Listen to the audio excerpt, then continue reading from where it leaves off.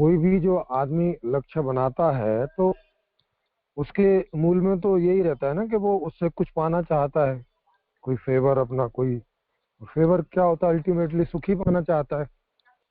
वो अपना व्यक्तिगत कोई लक्ष्य भी बनाए, मान लिया किसी ने लक्ष्य बनाया कि वो बम्बई जाना चाहता है दिल्ली से, तो वहाँ कुछ वो कुछ पाना चाहता होगा ना, या कुछ करना चाहता होगा वहाँ, या कुछ होगा जो जिससे होके उसको वो एंजॉय मिलेगा, सुख मिलेगा। तो कोई इस बात को ऐसे बौद्धिक रूप से जानता हो या ना जानता हो कि भाई लक्ष्य की कोई इम्पोर्टेंस होती है कि नहीं, या कोई लक्ष्य होता है कि नहीं, लेकिन बिना लक्ष्य के गति तो उसको नहीं होगी ना। उसके दिमाग में होगा आके वहां जाना है, इसलिए जाना है, तो ये लक्ष्य तो हो जाता है ना, भले ही वो उसको इस तरह से ना जानता हो कि ये लक्ष्य है। पर जब आप ऑब्जर्वेशन करेंगे, इसकी अवलोकन करेंगे अपने अंदर या दूसरों के बारे में, तो आप पाएंगे कि बिना लक्ष्य के कोई गति होती ही नहीं है। क्योंकि मैं यहाँ से वहाँ चलूंगा तो वहाँ कोई मेरा लक्ष्य होगा तभी चलूंगा ना, नहीं तो किस लिए चल रहा हूँ, मेरे जी, चलने वो में कुछ पूछ मुझे रहे मिलता होगा। जी। लक्ष्य का लाइफ में होना कितना महत्वपूर्ण है, ये हम्म। थोड़ा सा। जी।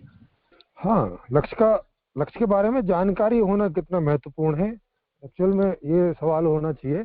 लक्ष्य तो होता ही है लाइफ में, बिना लक्ष्य के तो कोई गति ही संभव नहीं है। तो लक्ष्य तो लाइफ में है ही, वो नहीं होना तो ऑप्शन ही नहीं है। बिना लक्ष्य के आपका होना भी संभव नहीं है, जिसको आप मैं कह रहे हैं उसका भी होना संभव नहीं है बिना लक्ष्य के। तो लक्ष्य तो है ही, लेकिन इसकी जानकारी होना महत्वपूर्ण है कि नहीं। माने जिसको ये लक्ष्य है, ये सब प्रक्रिया चलती है, उसको इस बारे में मालूम है कि नहीं। जैसे बच्चे को मालूम नहीं होता, बड़ा होके बहुत बड़ा होने तक भी ध्यान ना दे तो उसको मालूम नहीं चलता, पर अंदर लक्ष्य तो रहता ही है। लेकिन सवाल ये है कि अगर उसकी जानकारी हो तो क्या लाभ हो सकता है, या जानकारी नहीं होने से किस लाभ से वो वंचित रह जाएगा, या क्या हानि हो सकती है। तो इसका मैंने एक बार बताया था, और पहले दिन जो टॉपिक था उसी में भी बताया था कि इस बात की जानकारी होने पर हम उसकी प्लानिंग कर सकते हैं अच्छे से, स्टेप बाय स्टेप, सटीकता से प्लानिंग कर सकते हैं, उसकी तैयारी कर सकते हैं, प्रिपरेशन कर सकते हैं। जैसा कि आप देखते ही हो, सरकार ने कोई 26 जनवरी की प्लानिंग की, सेना ने कोई प्लानिंग की, उनका कोई लक्ष्य था, उन्होंने निश्चित किया कि अब इस दिन हम ये सेलिब्रेशन करेंगे, ये मनाएंगे, इतने लोगों को बुलाएंगे, ऐसा अरेंजमेंट हो, ये सब। तो उसकी पूरी तैयारी की, उसकी पूरी प्लानिंग की। अगर उन्हें ये ना मालूम होता तो भी उसकी तैयारी पूरी नहीं कर सकते वो। तो जब वो उसकी तैयारी पूरी नहीं कर सकते तो इस प्रकार की चीजें वो कर नहीं सकते। फिर तो जीवन में उतना सा ही बचेगा कि जब भूख लगी तो खाना खाने चल दिए, प्यास लगी तो पानी पीने चल दिए, जैसे जानवर लोग करते हैं। तो वहाँ कोई ऐसी प्लानिंग, सोचा विचारी वहाँ कुछ ऐसा होता नहीं है। तो वैसी जिंदगी रह जाएगी, और वैसी जिंदगी तो कोई भी आदमी चाहेगा नहीं किसी भी तरह से। इसलिए लक्ष्य का पहले से जानना, उसका ज्ञान होना महत्वपूर्ण है। और उनके लिए विशेष रूप से महत्वपूर्ण है जो व्यवस्था के पदों पर होते हैं, जो किसी भी व्यवस्था के पदों पर हैं, उनका जानना तो विशेष महत्वपूर्ण है। क्योंकि अगर वो नहीं जानेंगे तो वो व्यवस्था को ना तो बना पाएंगे, ना समझ पाएंगे, ना उसको सुचारू रूप से चला पाएंगे, और फिर उसके बिना सब लोग दुखी रहेंगे, परेशान रहेंगे, दुख ज्यादा होंगे, सुख कम होंगे। इसलिए लक्ष्य की जानकारी होना बहुत जरूरी है। कम से कम जो उसकी व्यवस्था में लगा है उसको तो जरूरी है। जी। जी, शायद वो यही पूछ रहे थे, इसीलिए उन्होंने नीचे सही लक्ष्य वो शब्द लिखा। तो शायद वो यही पूछ रहे थे कि क्या ये सबको जानना जरूरी है, या कुछ लोग अगर जीवन का सही लक्ष्य जान गए, शायद यही उनका संदर्भ था। हाँ। जी जी जी। क्योंकि अब जैसे घर में बच्चे होते हैं तो अब माता पिता को उन्हें वो सब करना होता है, तो माता पिता जानते हैं क्योंकि उन्हीं को व्यवस्था करनी होती है। आज की व्यवस्था के अंतर्गत अगर हम बात करें तो बच्चों का जानना जरूरी नहीं है, क्योंकि उन्हें तो व्यवस्था करनी नहीं है, तो माता पिता को करनी है। तो माता पिता को उस सबका जानना जरूरी है, तभी वो उसको प्लान कर पाएंगे, तभी वो उसमें क्या क्या चीज की जरूरत हो सकती है कल को, इन सब चीजों को एड्रेस कर पाएंगे। तो इसलिए जानना जरूरी है। उन लोगों के लिए विशेष रूप से जरूरी है जिन्हें व्यवस्था करनी है, या जो व्यवस्था करना जिनको इंटरेस्ट का काम है, या व्यवस्था के अंदर जो व्यवस्थापक होंगे, जो व्यवस्था को संचालित कर रहे होंगे, उसकी सुपरवाइजिंग कर रहे होंगे, देख रेख कर रहे होंगे, उनको ये सब जानना समझना बहुत जरूरी है। अगर वो नहीं जानते समझते तो वो फिर इस कार्य को नहीं कर सकते। जी जी, उनका हो गया। जी, और कोई? जी, ये जो डिस्कशन की प्रक्रिया है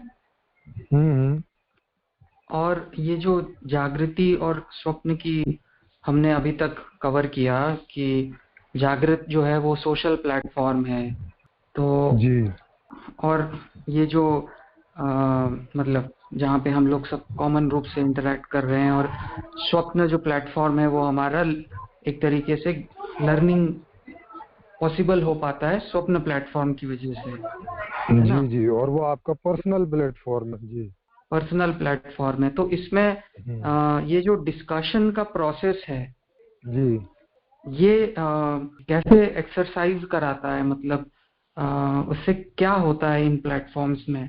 मतलब जैसे हम अपने अंदर का बाहर रख रहे हैं, जी मैं ठीक से इसको क्वेश्चन के रूप में नहीं फ्रेम कर पा रहा, लेकिन मुझे कुछ यहाँ इस बात को समझना है कि जैसे डिस्कशन से क्या क्या होता है अंदर। मतलब डिस्कशन की प्रक्रिया में क्या क्या होता है अंदर, वो पूछ रहे हैं आप? हाँ, डिस्कशन से या डिस्कशन अंतःकरण में? में क्या? हाँ अच्छा, डिस्कशन से अंतःकरण में क्या होता है? हाँ, मतलब कैसे वो उसको एक्सरसाइज कराता है और उससे क्या बेनिफिट्स मिलते हैं किन सेंटर्स को? देखो, पहले इस बात को समझने की कोशिश करो कि आखिर डिस्कशन की उसको नीड ही क्यों होती है, इसकी जरूरत क्यों होती है। तो इससे हाँ, आपको क्योंकि इसका उसको संदर्भ समझ में आ जाएगा। हाँ कोऑपरेशन चाहिए लोगों का, हाँ, या नहीं इस बात को, नहीं नहीं, वो नहीं है। इसको इसको ऐसे करके देखो, जब इसको शुरू से देखो, जब बच्चा पहली बार इस दुनिया में आता है, उसकी सांस शुरू होती है, आंख खोलता है, मतलब पहली बार एक्सपीरियंस करता है इस दुनिया का अपने ज्ञानेंद्रियों के माध्यम से। तो चूंकि उसका उसके पहले की कोई मेमोरी उसके अंदर नहीं होती, तो वो उन सब चीजों को रिकॉग्नाइज नहीं कर पाता। देखता तो है मगर रिकॉग्नाइज नहीं कर पाता कि ये क्या है, मैं जो देख रहा हूँ, देख तो रहा है रंगों को, रूपों को, सूंघने में भी कुछ आ रहा है, मैंने पांचों ज्ञानेंद्रियां काम कर रही है वहां पे, मगर वो है क्या ये नहीं समझ पाता। क्यों नहीं समझ पाता? क्योंकि उस तरह की समझ के लिए पहले से जो जिन चीजों की जरूरत है वो नहीं होती है उसके पास वहां पे। वो कैसे करके पैदा होती हैं, उन चीजों को वो बार बार देखता है, बार बार देखता है, बार बार देखता है, और ये देखने से या तो उसको कंफर्टेबल लगता है या अनकंफर्टेबल है। हालांकि ये टॉपिक बाद में आएगा, तब आप इसको समझोगे। या आखिरी में शायद 18वें 19वें या 20वें दिन का टॉपिक है ये, कि समझ क्या होती है। पर चलो अभी बता देता हूँ मैं इसको, फिर उस दिन आपको समझने में आसानी रहेगी। समझ कैसे करके डेवलप होती है, उस समझ के आधार से रिकॉग्निशन होना शुरू होता है। और वो समझ कैसे होती है, इस बात को देखो कि जब भी वो विभिन्न चीजों के संपर्क में आता है, और संपर्क में तो मालूम ही है कि ज्ञानेंद्रियों के माध्यम से वो संपर्क में आता है, बाहर की विभिन्न विषयों के संपर्क में। और उन विषयों के संपर्क में आने से उसको 3 प्रकार की अनुभूतियां होती हैं। उनको 3 प्रकार में आप कैटेगराइज कर सकते हो। उसको जो एक्सपीरियंस होता है, एक सुखद एक्सपीरियंस हो सकता है, मतलब क्लियरली सुखद, एक क्लियरली दुखद, और एक अनक्लियर, सो मतलब उसमें सुखद जैसा भी कुछ नहीं है, उसमें दुखद जैसा भी कुछ नहीं है। ऐसे करके 3 कैटेगरी आप बना सकते हो। ये आप अभी भी अपने जीवन में देख सकते हो। आपको अगर कपड़ों के शोरूम में ले जाके दिखा दिया जाए और वहाँ 50 प्रकार की ड्रेस आपके सामने रख दी जाए, 50 डिजाइन, 50 कलर वगैरह वगैरह सब, और आपको इनको बोला जाए कि इनको आप अपनी 3 कैटेगरी में डिवाइड करो पसंद नापसंद के आधार पर, तो आप उनमें से कुछ को पसंद में रख दोगे, कुछ को नापसंद में रख दोगे, और कुछ एक ऐसे रह जाएंगे जिनको आप ना पसंद में रख पाओगे और ना नापसंद में रख पाओगे। उसमें पसंदगी का भी कोई कारण आपको नहीं दिखेगा और नापसंदगी का भी कुछ दिखेगा नहीं। ये ऐसी 3 कैटेगरी आप बना दोगे हर चीज में। तो जब बच्चा इन एक्सपीरियंस के संपर्क में, ये इन चीजों के संपर्क में आता है और एक्सपीरियंस करता है, तो वो उन चीजों को 3 रूपों में एक्सपीरियंस करता है। चूंकि अभी वो मानसिक रूप से तो बिल्कुल भी डेवलप नहीं हुआ, तो वैसे करके नहीं समझता, वो सीधे एक्सपीरियंस को ही अनुभव करता है। मतलब जो जो सब्जेक्ट आ रहा है उसको सीधे अपने अंदर एक्सपीरियंस करता है। वो उसको मिस इंटरप्रेट नहीं कर सकता, वो उसको कुछ का कुछ नहीं समझ सकता। जो उसको अनुभव हो रहा है बस वो उसको सीधा लेता है। तो उस आधार से उसको कुछ चीजें अच्छी लगती हैं और कुछ चीजें बुरी लगती हैं विशेष रूप से। और इस अच्छे और बुरे के आधार से ही उसके अंदर इस समझ का निर्माण होता है कि ये अच्छा है और ये बुरा है उसके लिए। या बोलो कि ये उसकी पसंद का है और ये उसकी नापसंद का है। या बोलो कि ये उसके इस कॉम्बिनेशन से, जो उसका उस समय कॉम्बिनेशन है बॉडी का, ये चीजें उसके लिए कंफर्टेबल हैं और ये चीजें अनकंफर्टेबल है, मिसमैच है। ये चीजें मैच करती हैं उसके कॉम्बिनेशन से। तो इस आधार पे उसकी एक समझ तैयार होनी शुरू होती है। ये अच्छा है, ये बुरा है, ये अच्छा है, ये बुरा है, ये अच्छा है, ये बुरा है। ये बेस बनने लगता है क्योंकि दिनों दिन यही एक्सपीरियंस करता है वो। इसके साथ साथ कुछ शब्द भी वो सुनता है। जैसे जैसे वो 1-1.5 साल का होता है तो लोग उसको बोलने की, सिखाने की ऐसी कोशिश करते हैं। मैं माँ, ये बाबा, ये बापू, इन चीजों को सुनता सुनता अब उसकी लर्निंग शुरू होती है, मानसिक टाइप की लर्निंग, जिसमें भाषा सीखता है, जिसमें दूसरे लोगों को हंसते हुए, व्यवहार करते हुए देखता है, उनका व्यवहार सीखता है। उसको भी वो ठीक से उतना रिकॉग्नाइज नहीं कर पाता, इसलिए कोई चीजों में बच्चे बहुत हंसते हैं। जैसे आप ऐसे करके करोगे बच्चों को देख के, ऐसे ऐसे करके अचानक अपना चेहरा छुपाओगे और फिर करोगे जहाँ जहाँ, ऐसे करके वो हंसता है। इस चीज को वो कुछ ऐसे रिकॉग्नाइज करता है कि ये कोई हंसी की चीज है। अचानक पता नहीं ये क्या हो रहा है, मुंह ढक जा रहा है, फिर दिख जा रहा है, मुंह ढक जा रहा है, फिर दिख जा रहा है, ऐसा। तो ऐसे करके उसके अंदर एक समझ का निर्माण होता जाता है अच्छी चीजों के लिए और बुरी चीजों के लिए, माने कंफर्टेबल और अनकंफर्टेबल। ये मेरे लिए सही है और ये मेरे लिए खराब है। ऐसे करके जिसे आप अभी समझ बोल रहे हो, वो समझ वही होती है। माने जिससे उसे सुख मिल रहा होता है वो अच्छा, और जिससे उसे दुख मिल रहा होता है वो बुरा। और जिनसे सुख दुख दोनों नहीं मिलते वो ऐसे ही सो ना उसमें कुछ अच्छा है ना बुरा है। और अच्छे वाले की उसको बार बार इच्छा होती है, उसे बार बार वो करना चाहता है, और बुरे वाले से वो बचे रहना चाहता है। ये उसका प्रयास शुरू हो जाता है जितना जितना वो इन चीजों के बारे में जानने लगता है कि ये कब कब मेरे सामने आती है। जिस चीज से उसको परेशानी होती है उसको आप बार बार उसके सामने लाएंगे तो वो मुंह अपना बिगाड़ेगा, रोएगा ऐसे करके। जो अच्छी वाली चीज को लाएंगे ना, हाँ, एक्सेप्टेबल की मुद्रा दिखाएगा, खुशी होगा। ऐसे करके उसमें ये जो समझ है ये डेवलप होती है। तो समझ का मतलब इतना ही है कि वो अपने लिए सुखद चीज और दुखद चीज को रिकॉग्नाइज करने लग गया है। ऐसे करके रिकॉग्निशन उसके अंदर पैदा होता है। फिर इस रिकॉग्निशन को शब्दों के आधार से, क्योंकि उसको फिर भाषा आने लगती है, तो शब्दों, इन रिकॉग्निशन को शब्द भी वो सेट कर लेता है कि अच्छा मक्खन अच्छा ये चीज अच्छी लगती है, सफेद सफेद सी जो है खाने में बढ़िया, और बाद में पता चलता है उसको अच्छा ये मक्खन, इसको मक्खन करके बोलते हैं ये लोग। तो ये मक्खन है और ये खाया, ऐसे अंदर किया तो मतलब खाया। तो ऐसे करते करते वो बड़ा होता है। अब समझना, यही बुद्धि है। बुद्धि का जितना भी बेस है, बुद्धि और विवेक का, वो यही है। ये जो रिकॉग्निशन है अच्छे और बुरे का, फिर वो बड़ा होता है, बड़ा होता है, फिर देखता है कि अच्छा जो चीजें मेरे लिए सुखद हैं वो किन्हीं और के लिए दुखद भी हो रही हैं। अगर उसकी पर्सनैलिटी ऐसी होती है कि वो दूसरों को वाच कर पाता है, वहां ध्यान दे पाता है, नहीं दे पाता है तो उसको अपना ही पता चलता है। अगर दूसरों को भी वाच करता है, देखता है, तो उसको ये भी पता चलता है अच्छा ये जरूरी नहीं है कि जो चीज मुझे अच्छी लगे वो दूसरों को भी अच्छी लगती हो। जब तक वो ये वाच नहीं करता तो उसको ऐसी समझ रहे कि मुझे जो अच्छा लगता है वही सबको अच्छा लगता होगा, मुझे जो बुरा लगता है वही सबको बुरा लगता होगा। जब उसको ये मालूम चलने लगता है कि नहीं यहाँ पर भी अलग अलग है, तब वहां पे उसको थोड़ा कंफ्यूजन होना शुरू होता है कि अच्छा ऐसे कैसे, इस अमरूद मुझे तो अच्छा लगता है, इस आदमी को क्यों नहीं अच्छा लगता। तो अब चूंकि उसकी बुद्धि उतनी डेवलप नहीं होती, उतने कोई विज्ञान और वो सब नहीं पढ़ा होता, और वो सारी चीज़ों का उसको पता नहीं है, इसके पहले से किसी ने आंसर नहीं दिए हैं, तो ये चीज़ें उसके अंदर अनआंसर्ड के रूप में पड़ी रहती हैं कि पता नहीं, चलो जो भी कुछ होगा, मगर है ऐसा करके। तो अब ये क्या बनता है, ये चिंतन मनन का आधार बनता है कि जब उसे अपनी उन इच्छाओं, उन चीज़ों की जो उसे अच्छी लगती है, उन्हें वो बार बार करना चाहता है, और अगर वो बार बार उसको नहीं मिलती, क्योंकि अभी तो माता पिता हैं तो वो जब उनकी इच्छा करता है तो वो दे देते हैं, तो यहाँ उसको कोई बहुत चिंतन मनन नहीं करना पड़ता, क्योंकि उसकी जरूरत नहीं है। कोई भी विषय की इच्छा हुई और वो मिल गया, बात खत्म हो गई। उसको कोई चिंतन मनन उसमें कुछ करना नहीं है, कोई विचार विमर्श करना नहीं है, कोई डिस्कशन करना नहीं है, तो उसको पैदा भी नहीं होता है। लेकिन जब ये चीजें उसमें उसको समय पर नहीं मिलती कोई भी वजह से, तो वजह तो यहाँ आप जानते ही हैं कि अर्थशास्त्र की प्रॉब्लम है, सभी माता पिता के पास सब चीजें नहीं होती तो वो नहीं देते। तो अब उसके अंदर ये चिंतन मनन शुरू होता है। अब वो देखता है कि क्यों नहीं मिली, कल तो मिल गई थी, क्यों नहीं मिली, या दूसरी चीज तो मिल गई थी, ये क्यों नहीं मिल रही है। तो अब इसमें विचार विमर्श, अब यहाँ वो क्या हो रहा है कि चिंतन मनन के फील्ड में जा रहा है।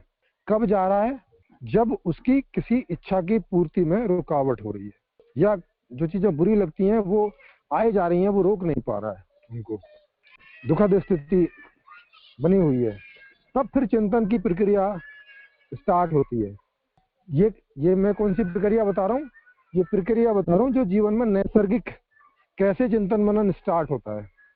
बाकी सांस्कृतिक रूप से तो ये बाद में एजुकेशन के द्वारा स्टार्ट हो जाता है, ऐसा ये कोई आवश्यक नहीं है कि केवल यही एक प्रक्रिया है, लेकिन मूल प्रक्रिया और स्वाभाविक प्रक्रिया यही है कि जब ऐसी स्थिति से आदमी गुजरता है तो उसमें चिंतन मनन पैदा होता है इस बात के लिए कि भाई क्यों नहीं मैं पा रहा हूँ, अपनी अपेक्षित स्थिति को क्यों नहीं पा रहा हूँ, अपनी अपेक्षित चीज को, अपने अपेक्षित विषय को, अपने इच्छित विषय को मैं क्यों नहीं पा रहा हूँ। तो यहाँ से उसमें चिंतन मनन शुरू होता है। वो उसके कारणों में जाने की कोशिश करता है, उसका निवारण खोजने की कोशिश करता है, और इस कारण और निवारण की खोज करने के लिए ही चिंतन मनन डिस्कशन इत्यादि की उसको आवश्यकता महसूस होती है अंदर। और चूंकि उसके पास टूल्स तो हैं ही हैं, क्योंकि वो इंसान है, तो टूल्स हैं तो वो टूल्स काम करते हैं। जैसे अगर मुझे कोई चीज उठाने की बात है तो मैं अपने हाथ पर ध्यान देता हूँ और ऐसे उठाने की प्रक्रिया करता हूँ, माने मेरा हाथ वैसे काम करता है जैसे मैं चाहता हूँ, मेरी इच्छा होती है। तो वैसे ही इच्छा के आधार से जो चिंतन मनन के टूल है, मन और बुद्धि, वो काम करते हैं, माने चिंतन मनन होने लगता है उसका। अब जिस उम्र में जितना भी समझदार है, जिस भी लेवल का चिंतन मनन कर सकता है, जिस भी लेवल के कारण तक और उसके निवारण की कोशिश कर सकता है, तो वो करता है अपने आधार से। जो भी कारण उसको समझ में आते हैं उनको रखता है, और जो निवारण समझ में आता है उसको करके देखने का प्रयास करता है। ये आदमी के अंदर ऐसी प्रक्रिया होती है चिंतन मनन की, ये स्वाभाविक प्रक्रिया है। और ये किस लेवल तक होती है, वो जिस लेवल तक डेवलप है इस मामले में, जितनी लेवल तक जा पाएगा उतने लेवल के आधार से वो उसका सॉल्यूशन कोई ना कोई भी निकालेगा। जो भी निकल आया उसको वो एक्टिवेट करके देखेगा, अगर उसकी स्थितियां उसको परमिट करती हैं तो, या कोई रिस्क भी है तो वो रिस्क उठा पाता है क्या उसके लिए। तो ये सब चीजें तय होती हैं। तो ऐसे करके चिंतन मनन स्टार्ट होता है। और चिंतन मनन का फायदा यही है कि जो उसको उसकी इच्छा पूर्ति में समस्याएं आ रही हैं वो कैसे दूर हों, इच्छा की पूर्ति कैसे निश्चित रूप से लगातार बनी रहे, और अनिश्चित वाली चीजें कैसे उससे दूर ही रहें। इस प्रकार से चिंतन मनन हमारे अंदर पैदा होता है, और इसकी यही उपयोगिता है और इसका यही लाभ है। इसी चेन में ही कुछ लोग जो जिनकी इच्छा ज्ञान को पाने की होती है, माने ज्ञान में ही जिनका सुख होता है ज्यादा, वो लोग रिसर्च की तरफ निकल जाते हैं और वहाँ बड़ी बड़ी रिसर्च करते हैं, जिसका उनको तो मजा आता ही है, और बाकी दूसरे भी लोगों को टेक्नोलॉजी के रूप में और वो सब के रूप में उसके लाभ मिलते हैं, मेडिकल के रूप में, नॉलेज के रूप में, वो सब आप फिर जान ही रहे हैं। जी, शायद आपको आंसर हो गया हो या कुछ रह गया तो पूछो। हाँ नहीं ठीक है, समझिए। जी। जितनी जी भी हमारी समझ होती है उसका मूल यही होता है, सुख माने अच्छा और दुख माने बुरा, सुख माने सही, दुख माने गलत, उसके बेस में यही आता है। जब भी कोई आदमी आपको किसी से भी पूछोगे, अगर वो ये कैटेगराइजेशन करता है कि ये अच्छा है और ये बुरा है, ये गलत है और ये सही है, अगर उससे पूछते जाओगे तो वहीं पहुंचोगे। वो उस चीज को सही बोल रहा होगा जिस चीज में उसको सुख होने की बात होगी, अगर ऐसे ही कहीं सुनकर नहीं बोल रहा है तो, और या उस चीज को गलत बोल रहा होगा जिससे उसको दुख होने की बात कुछ होगी। जी। हाँ, मतलब आप जो वर्ड और जो एक्सपीरियंस हमारे अंदर घुस गया है, जैसे एक हाँ एक्सपीरियंस के साथ एक एक मतलब प्रॉब्लम कहाँ हो रही है डिस्कशन में कि हम किसी चीज को एज ए फैक्ट मान रहे हैं क्योंकि हमारे साथ वैसा अनुभव हुआ है, मतलब हम्म, है ना, और उसके साथ एक शब्द भी जुड़ गया है, मतलब जी उस जी एक्सपीरियंस को, उस एक्सपीरियंस का इंटरप्रिटेशन, जी मतलब डिफरेंस कहाँ पे हो रहा है कि जैसे मैं बोल रहा हूँ कि चाय पीना ही सही है, और मेरे हाँ अंडरस्टैंडिंग में चाय पीना हेल्दी है, और कोई बोल रहा सुखद है है। चाय पीना ठीक हाँ, नहीं। हाँ, नहीं है हेल्दी ना, वेल्दी और नहीं, मैं सुखद इसको सुखद एज की ए बात होती है। फैक्ट ले रहा हाँ हूँ। हाँ, जी जी क्योंकि ये मेरा एक्सपीरियंस रहा है, तो मैं जाके बोल रहा हूँ दुनिया में कि सब चाय पियो, बिल्कुल। है ना। तो जी अब ये जो मेरा एक्सपीरियंस रहा कि मैं सुख, इससे मुझे सुख मिला, अब मैं इसको यूनिवर्सलाइज कर दे रहा हूँ। जी दिक्कत वहां पे हो रही है जब हम दूसरे के प्रेफरेंस, वो वो उस मतलब कि प्रेफरेंस और फैक्ट्स के बीच में सब हौच पौच हो जा रहा है, मतलब कि हाँ हाँ अ, क्योंकि मैं हाँ तो ये तो हम्म, जी जी क्योंकि हम एक्सपीरियंस को बहुत ज्यादा प्राथमिकता दे रहे हैं, हाँ हाँ तो ये डिस्कशन का प्रोसेस एक्सपीरियंस और फैक्ट को बाइफरकेट कर रहा है, करेक्ट।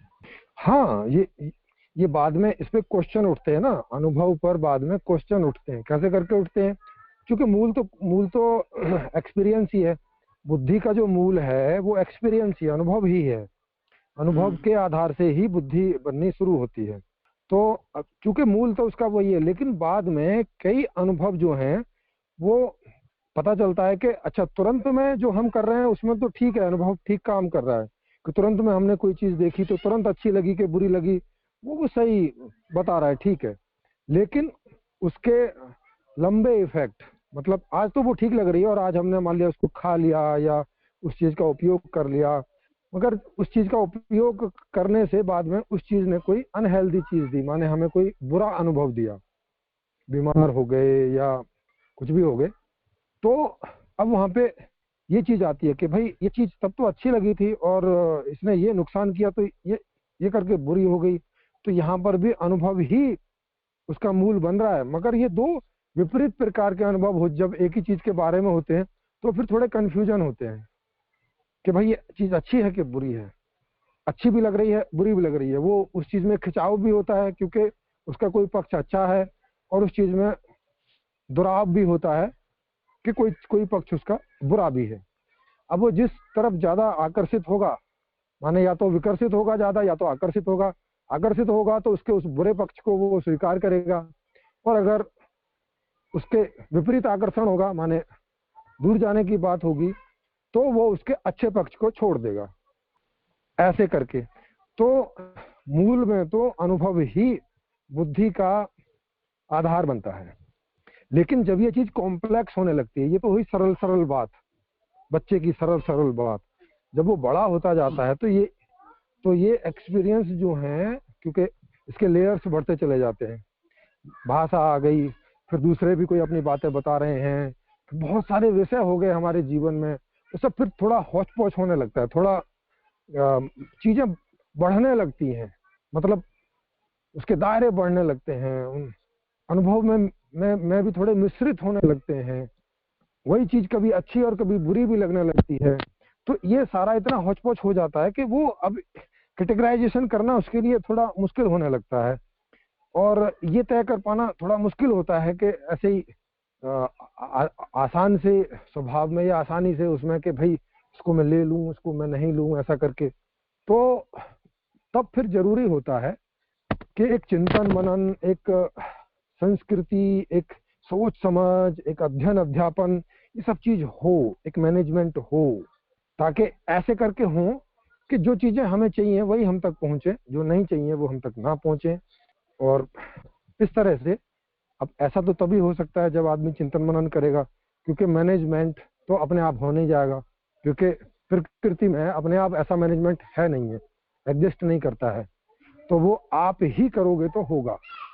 तो इन सब चीजों के लिए सोचने समझने की, चिंतन मनन करने की, अध्ययन अध्यापन करने की, ये सारी प्रक्रिया जो पूरी शिक्षा की प्रक्रिया है, इसका उदय होता है आदमी के द्वारा, और इसके लाभ तो आप सब जानते ही हो। जी जी। तो एक तरीके से ये ओपन डायलॉग प्लेटफॉर्म से ये पूरा री एजुकेट होगा हमारा जो साइकोलॉजिकल बेस है। जी बिल्कुल। जी ये दूध का दूध और पानी का पानी करने का पूरा एक बेस बनेगा आगामी समय के लिए।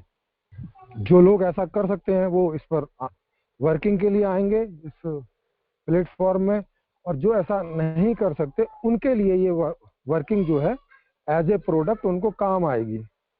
जैसे अभी आप ऐप डाउनलोड कर लेते हैं, कोई किसी ने आपको ऐप बना के दे दिया, जैसे ये फ्री कॉन्फ्रेंस कॉल ऐप है, इसको हम लोग इस्तेमाल कर रहे हैं, तो इसको तो हम लोग नहीं जानते समझते, मगर जो जानता समझता है उसने ये बनाकर दे दिया और हम लोग इसका उपयोग कर रहे हैं। तो वैसे ही वो सब लोग चर्चा, चिंतन मनन वो सब करके और चीज़ों को कैटेगराइज कर देंगे, मैनेजमेंट करके रख देंगे, और फिर जो दूसरे लोग हैं जो खुद नहीं कर सकते, तो वो उससे अपने जीवन में वो लाभ लेंगे जो इससे लाभ होते हैं, और इस तरह से इसकी स्वीकारोक्ति होगी, क्योंकि इससे उनकी स्थितियां सुखद बनेंगी, वेल मैनेज होंगी, दुख उनके जीवन में आएंगे नहीं, सुख सुख ही बार बार उनके जीवन में आएगा जिसकी वो इच्छा करेंगे। और यही तो सब चाहते हैं, यही तो सबकी मूल चाहत है। क्योंकि ये जो चीजें हैं ना, ये जो मैं आपको अभी बता रहा हूँ, जैसे अभी ये बताया, ये बहुत बेसिक प्रक्रिया हैं, बेसिक चीजें हैं। और बेसिक यूं करके, क्योंकि बचपन में उतनी मेमोरी नहीं होती है, उतना सब नहीं होता है, सबको ये बात समझ नहीं आती है कि हम ऐसे ऐसे करके डेवलप हुए हैं, हमारा जो है ऐसे ऐसे करके बेस बना है, कहाँ से स्टार्ट हुआ है, उसके बाद क्या आया, फिर क्या आया। लेकिन जब अगर बताया जाए तो फिर वो उनको रिलीव हो जाता है, उनको समझ में आता है कि हाँ हाँ ऐसा ही तो किया था, और अभी भी तो ऐसा ही करते हैं, अभी भी तो इसी क्रम में ये चीजें आती हैं हमारे अंदर। जी। राहुल जी कुछ लिख रहे हैं कि अगर बच्चे को जी लगातार सुख मिलता रहेगा तो वह चिंतन नहीं या चिंतन कम करेगा, ऐसा हो सकता है क्या? हाँ, अगर उसकी जो बॉडी का कॉम्बिनेशन है वो ज्ञान में रुचि नहीं रखता है, तो अगर ज्ञान में रुचि रखता है तो वो जानने का, क्योंकि उसको जानने में रुचि होगी इसलिए वो चिंतन मनन करेगा। जिसको जानने में रुचि नहीं होगी वो चिंतन मनन वाली प्रक्रिया में मजबूरी वश नहीं जाएगा, क्योंकि उस समय कोई मजबूरी तो होगी नहीं, तो वो नहीं जाएगा अननेसेसरी, और इसीलिए उसके अंदर कोई बहुत विचार प्रक्रिया नहीं उठेगी। अब आप पूछ सकते हैं कि क्या ये अच्छी स्थिति होगी? अगर क्वेश्चन उठ रहा है तो पूछें। जी बताई दें। क्या है कि ये ऐसा ही वाला क्वेश्चन होगा कि सब लोग पायलट क्यों नहीं बन जाते हैं, सब लोग चिंतक या चिंतनशील क्यों नहीं बन जाते हैं, सब लोग रिसर्चर क्यों नहीं बन जाते हैं, माने साइंटिस्ट क्यों नहीं बन जाते हैं। तो उस व्यवस्था में जो सही व्यवस्था होगी जिसमें किसी को कोई दुख नहीं आएगा, तो उसमें सब अपने स्वाभाविक ज्ञानों की तरफ जितना भी है, स्वाभाविक कर्मों की तरफ जितना भी है, और स्वाभाविक उपभोगों माने स्वाभाविक भोगों की तरफ वो जाएगा, और इसी से सुख होता है जब वो स्वाभाविक रूप से जाता है। अननेसेसरी उसको ना कुछ सीखना है, अननेसेसरी उसको ना कुछ करना है, अननेसेसरी उसको ना कुछ भोगना है। ये जो हम जबरदस्ती वाली नेसेसिटी पैदा करते हैं दुखों को बीच में लाकर, या ये होती है, करते हैं बोलना ठीक नहीं है, अज्ञानता की वजह से ऐसी स्थिति बनती है कि दुख बीच में आते हैं और उसकी वजह से हम लोग मोल्ड होते हैं चिंतन मनन इत्यादि करने को, तो इससे दुख पैदा होता है, सुख नहीं पैदा होता है। जिसका ज्ञान मार्ग में जिसकी रुचि नहीं है और उस आदमी को आप चिंतन के लिए मजबूर करें, चिंतन की मजबूरी खड़ी करें और वो चिंतन करने का प्रयास करे, क्योंकि प्रयास तो करेगा, तो उसको सिर दर्द होगा और कुछ नहीं होगा, उसको कुछ निकल के आएगा नहीं उससे, वो परेशान ही होगा बस। अब उसका एक और दुख बढ़ जाएगा। एक तो दुख था ही, उस दुख के कारण वो उस कारण को और निवारण को करने की कोशिश करेगा जो कि वो कर नहीं पाएगा, तो उसका एक और दुख बढ़ेगा, एक दुख पर और एक दूसरा दुख, जो कि नहीं होना चाहिए। और जो जिनका ज्ञान मार्ग में या जिनका ज्ञान ही सुख है, उनको ये काम सौंपा जाए तो वो इसको सुखी सुखी करते हैं, क्योंकि ये उनके लिए कर्म है, एक प्रकार का सुखद कर्म है, उनको इसमें मजा आता है, तो ये उन्हीं को करने दिया जाए। सबको क्यों फोर्स किया जाए, और उसकी जरूरत भी नहीं है जी, क्योंकि जीवन का उद्देश्य तो सुखी होना है, कोई सब कुछ जान लेना तो नहीं है, या कुछ भी जान लेना तो नहीं है जी। क्लियर हुआ हो तो बताएं, नहीं तो फिर और बड़े में एक्सप्लेन करूं, और किन्हीं को स्पष्ट नहीं हुआ हो। ये देखो, ये जो मैं चीजें बता रहा हूं ना आपको, ये आपके बारे में ही बता रहा हूं, इससे आप जो सेल्फ रियलाइजेशन की बात है वो आपको होगा ये सारी चीजों से, धीरे धीरे धीरे धीरे आप अपने बारे में जान रहे हो, आप कौन हो, क्यों हो, कैसे हो, ये आप जान रहे हो। ये आपके सेल्फ रियलाइजेशन की का ही ये शिविर चल रहा है। तो इसमें आपको जो भी कुछ क्वेश्चन उठे उसको पूछते जाओ। मैं आपको कोई ऐसी चीजें नहीं करवा रहा हूँ कि वो आंख बंद करके और यहाँ सूरज देखो, चांद देखो, मंत्र जपो, ऐसा कुछ भी नहीं करवा रहा हूँ, आप देख रहे हो जी बल्कि आज आपको आपके ही जीवन की चीजें। जी यही डिस्कस भी हो रहा था प्रीति जी के साथ आज की एकेडमिक्स कैसे इस समझ से कितना चेंज आएगा कि क्या जीवन संबंधी विषयों में ही इस तरह से लेक्चर होगी, या जैसे अभी कॉलेजों में होता है कि वो बोलते हैं अच्छा हैप्पीनेस मतलब क्या, हैप्पीनेस मतलब ये, और कितने टाइप के होते हैं, लो भाई ये तो मतलब, और बहुत सारी फॉर्मेलिटीज होती हैं शिक्षा की प्रोसेस में, मतलब तो ये जब हम समझ रहे हैं लर्निंग की भी जो प्रोसेस है वो इच्छा ड्रिवन प्रोसेस है, तो शायद ये डिलीवरी का पूरा तरीका भी पूरा बदल जाएगा। बिल्कुल निश्चित रूप से। इतनी सारी फॉर्मेलिटी और ये होमवर्क करके लाओ, वो करके लाओ, मतलब बिल्कुल बिल्कुल। मतलब ये जो मैं आपको सब ये बता रहा हूँ, इन 21-22 दिनों में जो आप ये सुनोगे सब, इससे आपको अपने बारे में ज्ञान होगा, मतलब जिसको आप आत्मज्ञान बोले, और उस आधार पे आप ब्रह्म ज्ञान को भी समझने लगोगे। क्योंकि इसमें और उसमें थोड़े से फर्क है, बहुत ज्यादा फर्क नहीं है। तो किसी को कोई भी क्वेश्चन उठे तो पूछो बिना किसी संकोच के। अभी जैसे कभी कभी कोई आदमी सवाल पूछते हैं मुझसे, जब ये बातें उनके सामने जाती हैं, बोलते हैं फिर तो ऐसी चीजों की खोज ही नहीं होगी जिनका कोई उपयोग नहीं है जीवन में। हाँ, तो मैंने कहा कि भाई ऐसी चीजों की खोज क्यों होनी चाहिए जिनका कोई उपयोग नहीं है, मतलब पॉजिटिव उपयोग नहीं है। माने जैसे जो नेगेटिव उपयोग वाली चीजें हैं, जो बम है, गोली है, स्टेन गन है, शस्त्र इत्यादि हैं, ऐसी चीजों की तो खोज ही नहीं होगी। हाँ, तो मैंने बोला ऐसी चीजों की खोज करनी क्यों है ये बताओ। तो वो बता नहीं पाते कि इनकी खोज क्यों जरूरी है, पर वो बोलते हैं कि आदमी तो मजबूरी में चीजों को खोजता है। मैं कहा ठीक बात है, आदमी मजबूरी में भी खोजता है चीजों को। जब वो दुखी है और उसको नीड हो रही है अपनी सुरक्षा की, तो सीधी सी बात है तीर कमान। लेकिन उस तीर कमान की जरूरत क्या है? अगर स्थिति ठीक हो गई है और आपको किसी से खतरा नहीं है, ना कोई खतरे की संभावना है, फिर किस लिए तीर कमान बनाएगा और रोज उसकी प्रैक्टिस करेगा? काय के लिए? या आप जैसे पेजर नहीं है, तो पेजर के बारे में क्यों वो जानना समझना चाहेगा जब उसका कोई इस्तेमाल नहीं है, कोई मतलब नहीं है, मीनिंग नहीं है? तो वो इस सवाल का जवाब नहीं दे पाते, लेकिन अंदर अंदर उनको लगता है कि यार कुछ तो गड़बड़ जैसी है, अब ये शब्द उन्हें क्यों लगता है? क्योंकि वो पूरी स्टडी नहीं कर रहे हैं, संपूर्ण समाधान नहीं पढ़ रहे हैं, जीवन दर्शन नहीं पढ़ रहे हैं, इसलिए उनको पूरी स्टोरी समझ में नहीं आ रही है चेतना की। तो ये चीज है, तो इसलिए जो भी सवाल उठे वो पूछो।